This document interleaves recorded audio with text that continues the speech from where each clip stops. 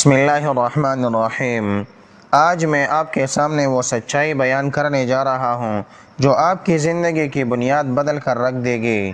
یاد رکھیں کہ جب دنیا کے تمام دروازے بند ہو جاتے ہیں اور انسان خود کو بے بس محسوس کرنے لگتا ہے، عین اسی وقت اللہ کی رحمت کا وہ دروازہ کھلتا ہے جس کا آپ نے کبھی تصور بھی نہیں کیا ہوتا۔ میرے عزیز ساتھیو، آپ کی پریشانی کتنی ہی بڑی کیوں نہ ہو، آپ کا رب اس سے کہیں زیادہ بڑا ہے، اور اس کے ایک کن کے اشارے پر آپ کی تقدیر کے بند تالے پل بھر میں کھل سکتے ہیں۔ اگر آپ آج اپنی غربت، بیماری یا کسی بھی ناممکن نظر آنے والی مشکل سے پریشان ہیں، تو جان لیں کہ کائنات کے خالق نے قرآن پاک کی صورت میں وہ خزانہ ہمیں دے رکھا ہے جو فقیر کو بادشاہ بنا سکتا ہے اور مایوس دلوں کو نئی زندگی دے سکتا ہے۔ آگے بڑھنے سے پہلے میں آپ سے بس اتنی گزارش کروں گا کہ اگر آپ اس روحانی سفر میں ہمارے ساتھ رہنا چاہتے ہیں اور دین کی ایسی ہی خوبصورت باتیں سننا چاہتے ہیں تو ہمارے اس چینل کو ضرور سبسکرائب کر لیں تاکہ خیر کا یہ پیغام مسلسل آپ تک پہنچتا رہے اور آپ کا اور ہمارا یہ تعلق ہمیشہ قائم رہے۔ اللہ تبارک و تعالی قرآن مجید میں ارشاد فرماتا ہے، وَمَن يَتَّقِ اللَّهَ يَجْعَل لَّهُ مَخْرَجًا وَيَرْزُقْهُ مِنْ حَيْثُ لَا يَحْتَسِبُ۔ ترجمہ، اور جو اللہ سے ڈرے، اللہ اس کے لیے مشکلات سے نکلنے کا راستہ بنا دیتا ہے اور اسے وہاں سے رزق دیتا ہے جہاں سے اسے گمان بھی نہیں ہوتا۔ سبحان اللہ، کتنا بڑا وعدہ ہے یہ میرے رب کا۔ ہم در در کی ٹھوکریں کھاتے ہیں، بندوں کے سامنے ہاتھ پھیلاتے ہیں، لیکن اس ذات باری تعالیٰ کی طرف رجوع نہیں کرتے جو تمام خزانوں کا مالک ہے۔ ایمان کی اصل روح تو یہ ہے کہ بندہ ہر حال میں اپنے اللہ پر کامل یقین رکھے۔ جب نیت میں اخلاص ہو اور دل میں اللہ کی محبت ٹھاٹھے مار رہی ہو تو کائنات کی ہر چیز آپ کے لیے دعا گو ہو جاتی ہے۔ ہمارے پیارے نبی کریم صلی اللہ علیہ وسلم کا فرمان عالی شان ہے کہ اعمال کا دار و مدار نیتوں پر ہے۔ اگر آپ کی نیت صرف اللہ کو راضی کرنا اور اپنی جائز حاجت کو اس کے حضور پیش کرنا ہے تو وہ کریم رب کبھی آپ کو خالی ہاتھ نہیں لوٹائے گا۔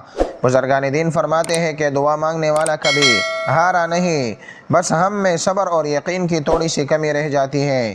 رزق کی تنگی ہو یا کوئی اور دنیاوی پریشانی، اس کا حل صرف اور صرف اللہ کے ذکر اور اس کے احکامات پر چلنے میں ہے۔ میں آپ کو ایک ایسا سچا اور جذباتی واقعہ سناتا ہوں جو رزق میں بہتری اور اللہ کے غیبی نظام کی گواہی دیتا ہے۔ ایک شخص تھا جو نہایت قسم پرسی کی حالت میں زندگی گزار رہا تھا۔ گھر میں فاقوں کی نوبت تھی، قرض داروں کا دباؤ تھا اور کوئی راستہ نظر نہیں آتا تھا۔ وہ شخص ایک دن مسجد کے کونے میں بیٹھ کر زار و قطار رونے لگا۔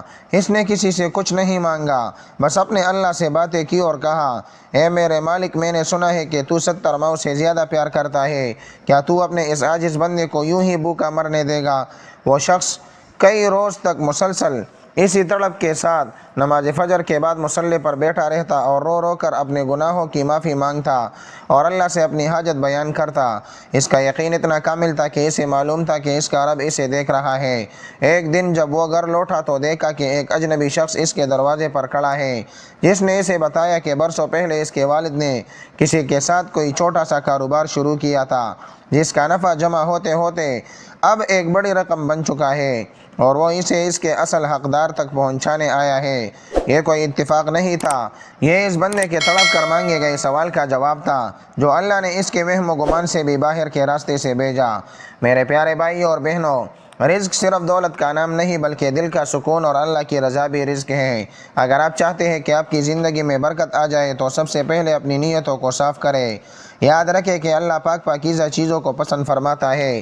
اگر دل میں حسد، بغض یا کسی کا برا چاہنے کی نیت ہوگی تو زبان سے نکلے ہوئے کلمات وہ اثر نہیں دکھائیں گے جو ایک صاف دل سے نکلتی ہوئی آہ دکھاتی ہیں۔ ہمیں اپنے اخلاق کو سنوارنا ہوگا، اپنی عبادتوں میں جان پیدا کرنی ہوگی اور سب سے بڑھ کر اپنے نبی حضرت محمد صلی اللہ علیہ وسلم کی سنتوں پر عمل کرنا ہوگا۔ محبت رسول صلی اللہ علیہ وسلم وہ روشن راستہ ہے جس پر چل کر انسان کو رب کی معرفت حاصل ہوتی ہے۔ آپ صلی اللہ علیہ وسلم نے ہمیں سکھایا کہ جب بھی مانگو صرف اللہ سے مانگو۔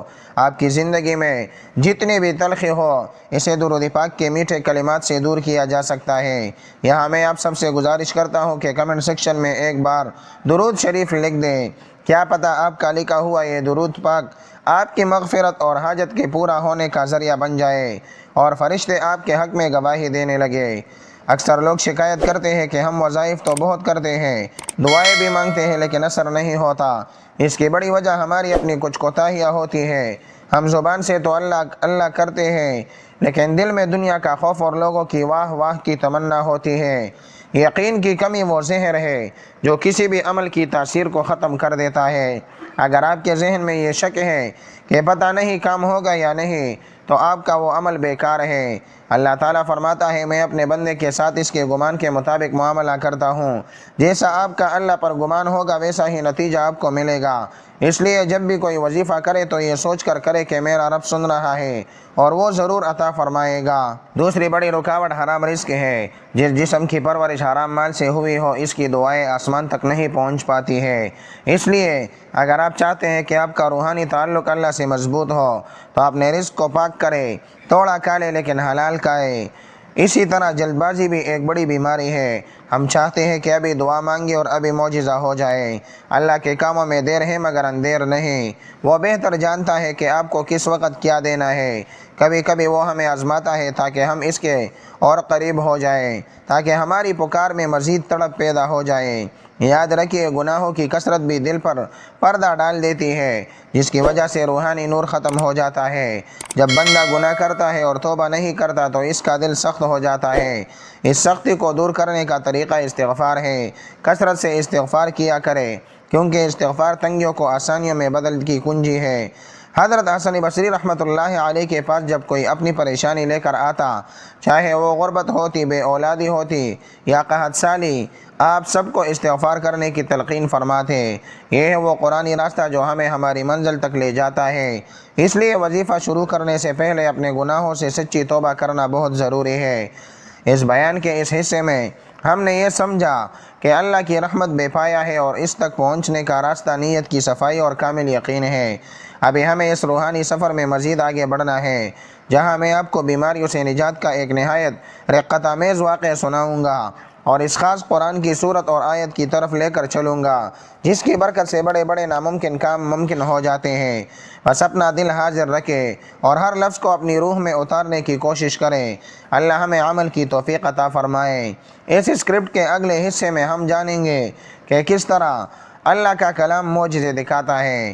میرے عزیز بھائی اور بہنوں، زندگی کے اس موڑ پر جہاں ہم کھڑے ہیں، اگر ہمیں لگتا ہے کہ آزمائشیں کبھی ختم نہیں ہوں گی، لیکن یاد رکھیں کہ اللہ پاک نے قرآن مجید میں واضح فرما دیا ہے، فَإِنَّ مَعَ الْعُسْرِ يُسْرًا إِنَّ مَعَ الْعُسْرِ يُسْرًا۔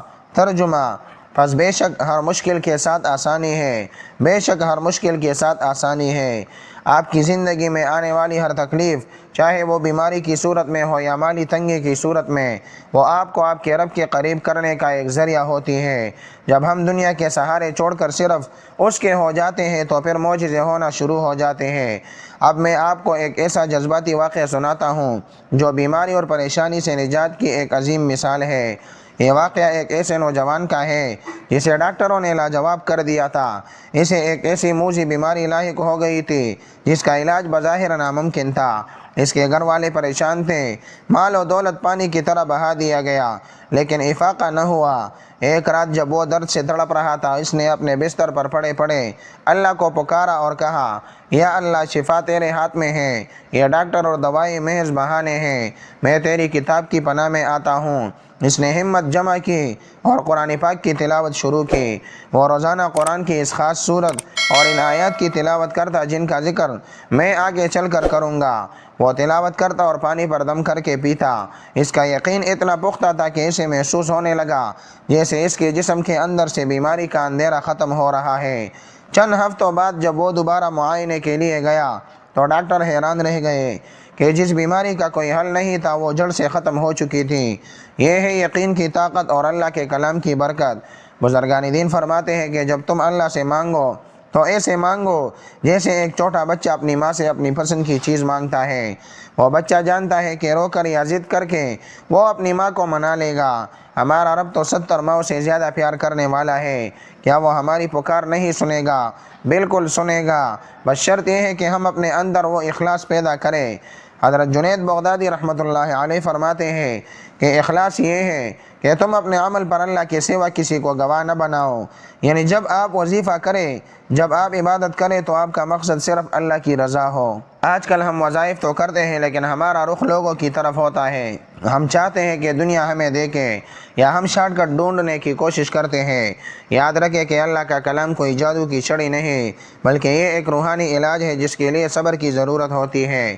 جس طرح ایک بیج بونے کے بعد اسے درخت بننے اور پل دینے میں وقت لگتا ہے، اسی طرح آپ کی دعاؤں اور وظائف کے ثمرات ظاہر ہونے میں بھی اللہ کی مصلحت شامل ہوتی ہے۔ اکثر لوگ پوچھتے ہیں کہ کیا 21 مرتبہ پڑھنے سے واقعی زندگی بدل جائے گی؟ میرے بھائیو، عدد کی اپنی اہمیت ہے، لیکن اصل چیز وہ کیفیت ہے جس کے ساتھ آپ وہ عدد پورا کرتے ہیں۔ اگر آپ نے بغیر سوچے سمجھے تسبیح گما دی تو وہ اثر نہیں ہوگا جو ایک ایک لفظ کو دل کی گہرائی سے ادا کرنے میں ہے۔ جب آپ 21 مرتبہ وہ خاص آیت پڑھیں گے جس کا ذکر میں تیسرے مرحلے میں کرنے والا ہوں، تو آپ کے دل میں یہ یقین ہونا چاہیے کہ ہر بار جب آپ وہ لفظ ادا کر رہے ہیں، اللہ کی رحمت کا ایک فرشتہ آپ کی حاجت لے کر عرش کی طرف جا رہا ہے۔ ایمان کی مضبوطی کے لیے ضروری ہے کہ ہم اپنے گناہوں سے بچنے کی کوشش کریں۔ ایک طرف ہم وظیفہ کریں اور دوسری طرف ہم کسی کا دل دکھائیں، جھوٹ بولے یا غیبت کریں، تو اس کا مطلب ہے کہ ہم نے خود ہی اپنے رزق اور اپنی دعاؤں کے راستے میں رکاوٹیں کھڑی کر دی ہیں۔ گناہ وہ گرد ہے جو دل کے آئینے پر جم جاتی ہے، اور جب آئینہ ہی صاف نہ ہو تو اس میں رب کی تجلی نظر نہیں آتی۔ اپنے آپ کو گناہوں سے پاک رکھے، اپنی زبان پر قابو پائے اور اپنے معاملات میں سچائی اختیار کرے۔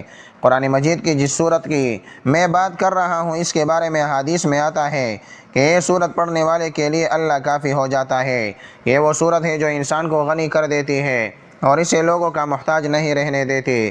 اس صورت کی ہر آیت میں اللہ کی بڑائی اور اس کی قدرت کا ذکر ہے۔ جب ایک فقیر اس یقین کے ساتھ یہ کلمات پڑھتا ہے کہ سب کچھ دینے والا میرا اللہ ہے، تو اللہ اس کی فقیری کو بادشاہی میں بدل دیتا ہے۔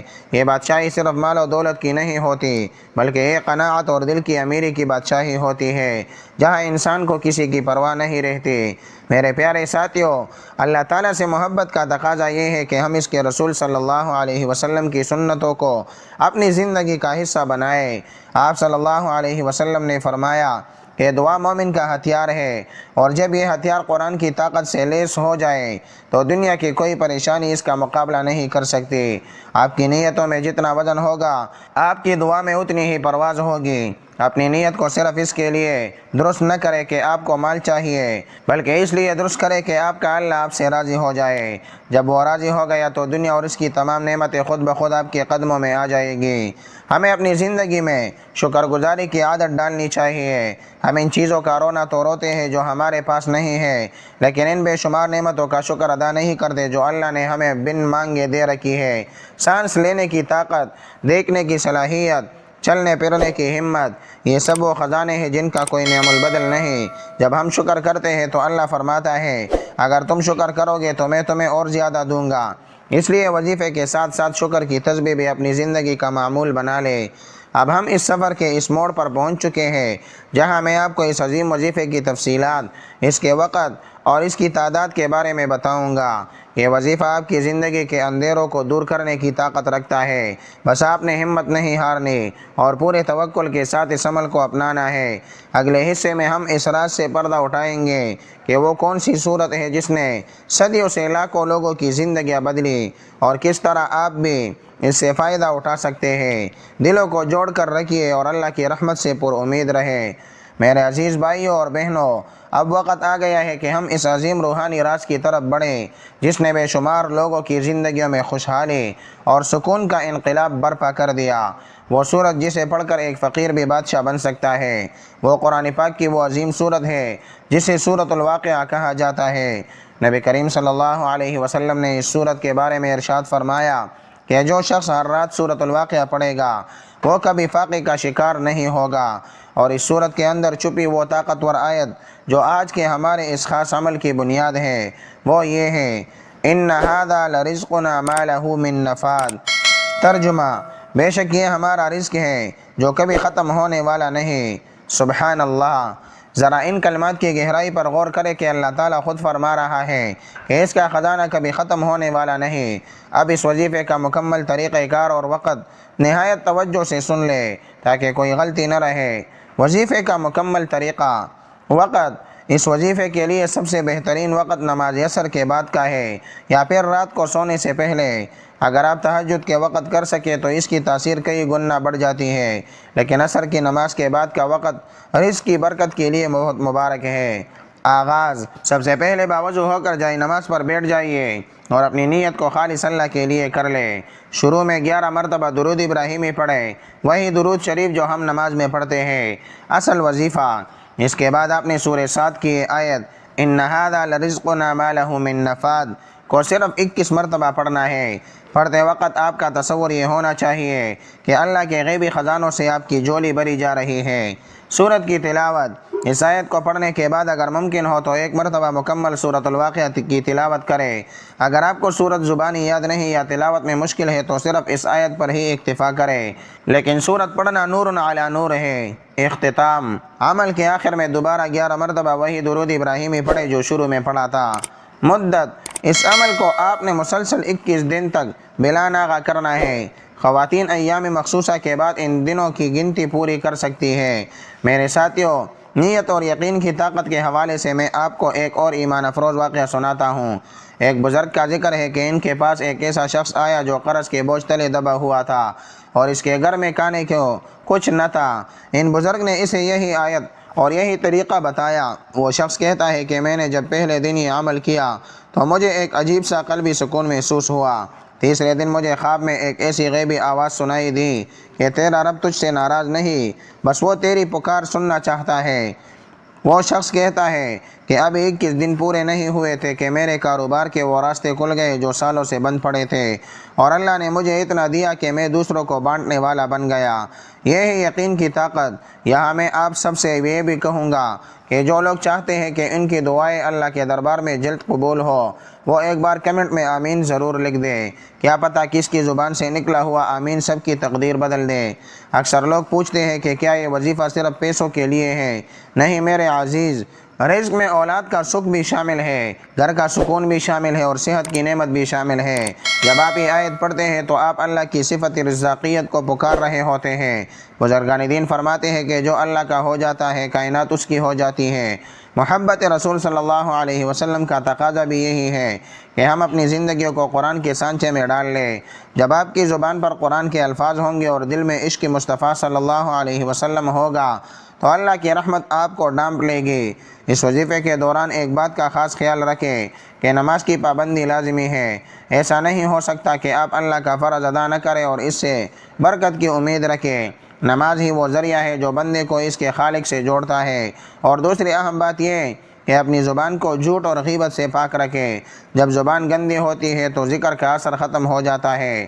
آنے والے آخری مرحلے میں آپ کو اس عمل کے ثمرات کو سنبھالنے کا طریقہ بتاؤں گا اور ہم مل کر اللہ کے حضور ایک ایسی دعا مانگیں گے جو انشاءاللہ عرش کو ہلا دے گی۔ اس اسکرپٹ کا آخری حصہ نہایت جذباتی اور رقت آمیز ہوگا، اس لیے جڑے رہیے کیونکہ آخری لمحات ہی اصل قبولیت کے لمحات ہوتے ہیں۔ اللہ ہم سب کے رزق میں، ایمان میں اور عمر میں برکت عطا فرمائے۔ میرے محترم بھائی اور بہنوں، اب ہم اس روحانی بیان کے اس مقام پر پہنچ چکے ہیں جہاں دل اللہ کی خشیت سے لبریز ہے اور روح اس کے ذکر سے منور ہو رہی ہے۔ یاد رکھیں، وظیفہ صرف الفاظ کا مجموعہ نہیں ہوتا بلکہ یہ اللہ سے ایک عہد ہے، ایک پکار ہے اور اپنی بندگی کا اعتراف ہے۔ جب آپ سورہ صاد کی یہ مبارک آیت 21 مرتبہ پڑھ کر اپنے رب سے مانگیں گے تو یہ مت سوچئے کہ آپ کتنا مانگ رہے ہیں، بلکہ یہ دیکھیے کہ آپ کس سے مانگ رہے ہیں۔ وہ ہے جو چیونٹی کو پتھر کے اندر بھی رزق عطا فرماتا ہے۔ آگے بڑھنے سے پہلے میں ایک بار پھر آپ سے نہایت عاجزی سے کہوں گا کہ اگر آپ نے ابھی تک اس چینل کو سبسکرائب نہیں کیا تو ضرور کر لیں تاکہ ہم ایمان کے اس سفر میں ایک دوسرے کا سہارا بنے رہیں اور حق کی بات پھیلتی رہے۔ آئیے اب مل کر اپنے گناہوں کی معافی مانگتے ہیں اور اپنے رب کے حضور دعا کرتے ہیں۔ اپنی آنکھیں بند کر لیں، اپنے دل کو دنیا سے کاٹ کر صرف اپنے مالک کی طرف متوجہ ہو جائیے اور ان الفاظ میں میرے ساتھ دعا کریں۔ اے اللہ، اے کائنات کے اکیلے مالک، اے ٹوٹے ہوئے دلوں کو جوڑنے والے اور بے سہاروں کے سہارے، ہم تیرے عاجز اور گنہگار بندے تیرے حضور ہاتھ پھیلائے کھڑے ہیں۔ یا اللہ ہماری خطاؤں کو معاف فرما، ہمارے گناہوں کے پردے چاک نہ کرنا۔ اے باری تعالیٰ، جو بہن بھائی رزق کی تنگی کی وجہ سے پریشان ہیں، جو قرض کے بوجھ تلے دبے ہوئے ہیں، جو بیماریوں سے لڑ رہے ہیں، یا اللہ سورۃ الواقعہ اور قرآن پاک کی ان مبارک آیات کے صدقے ان کی تمام پریشانیاں دور فرما۔ یا اللہ امت مسلمہ پر اپنا خصوصی کرم فرما۔ جو بے روزگار ہیں انہیں حلال اور وسیع رزق عطا کر، جو بے اولاد ہیں انہیں نیک اور صالح اولاد نصیب فرما، اور جو بیمار ہیں انہیں شفائے کامل اور عاجلہ عطا فرما۔ اے میرے مالک، ہمیں دنیا اور آخرت کی رسوائی سے بچا، اور ہمیں ایسا رزق دے جس میں برکت ہو، جس میں تیرے دین کی خدمت ہو، اور جس میں سکون قلب ہو۔ یا اللہ ہمیں کبھی کسی غیر کا محتاج نہ کرنا، ہمیں صرف اپنا محتاج رکھنا۔ ہماری دعاؤں کو اپنے پیارے حبیب حضرت محمد مصطفیٰ صلی اللہ علیہ وسلم کے صدقے قبول و منظور فرما۔